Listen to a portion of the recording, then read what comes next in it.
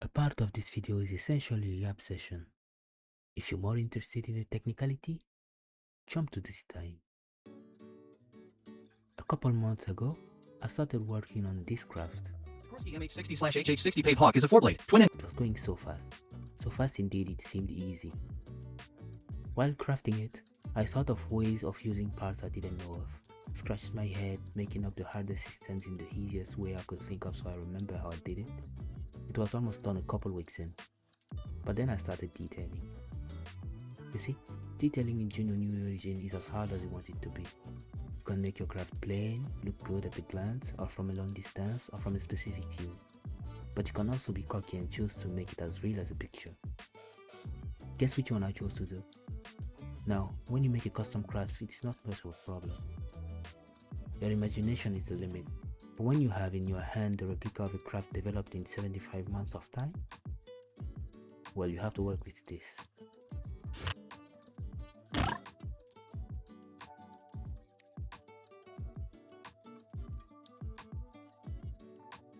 At the time, I didn't think much of it.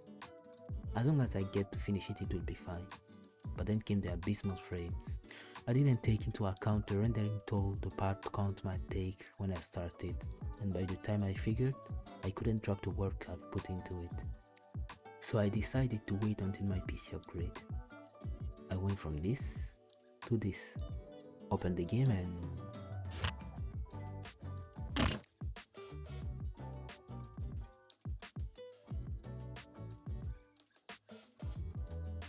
well, that didn't work.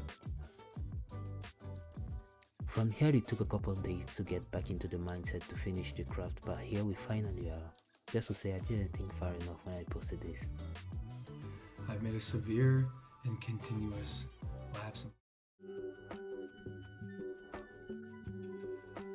The control scheme of the craft is interdependent by design. Certain configurations output certain performances, so it's best if you follow along or read the instructions on the download page. Activation group 1 governs everything else. It's like the key of a car. You turn it off mid-flight and the craft turns into a brick.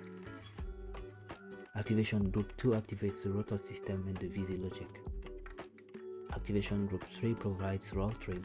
You can play without it if you are on controllers, but I recommend it for keyboards. Turn it off while doing hard maneuvers though, and turn it back on after. Activation group 4 gives you engine power. I know real helicopters don't use engine propulsion, but I didn't find an easy way to reach the replica's maximum speed.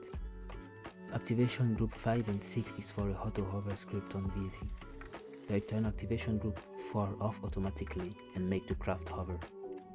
Activation group 6 is in command of the position lock and you can turn it off if you only want to maintain altitude.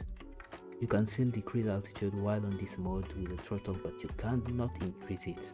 Deactivating activation group 5 automatically deactivates activation group 6. Activation group 7 is for the MFDs in the cockpit. They are performance heavy, so I made them optional. Activation group 8 and 9 are for the left and right side doors respectively. Activation group 10 and 11 are for the right and left pilot doors. Activation group 12 to 15 are for the lights as they are named. For the secondary control, you have the sliders. You can only control slider 1 and slider 2. Slider 1 is for blade pitch angle. Increase it and you go up faster, decrease it and you go straight faster, up to the 0 mark. Don't put it to negative that much. Slider 2 is for the angle of the blade assembly on the x-axis. It helps push the craft forward or backwards, and it's the replacement for the real-life swash plates section. It also controls a part of the power when activation group 4 is active. They both switch to VZ control below a speed of 25 meters per second, so make sure to recalibrate them after slowdown. For the craft to function correctly, the physics setting must be set like this, or else there might be otherwise unaccounted for problems. A lot of people ask questions about how I make helicopters. I might make a dedicated video on the subject, but for now, I'm just going to make suggestions. I'm going to assume you use motor, rotators, and hinges. Use multiple value inputs. They can help a lot in fine-tuning if you are not a wizard at physics. You can even limit outputs and decentralize manual commands. Use a generator to convert fuel to battery. Since we don't have turbo shafts in game and moving parts use batteries. Keep your center of mass near the connection point between the main rotor and the body.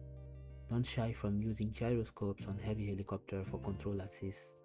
Although full gyro control can give unusual sluggy feel if you don't fine-tune it well enough.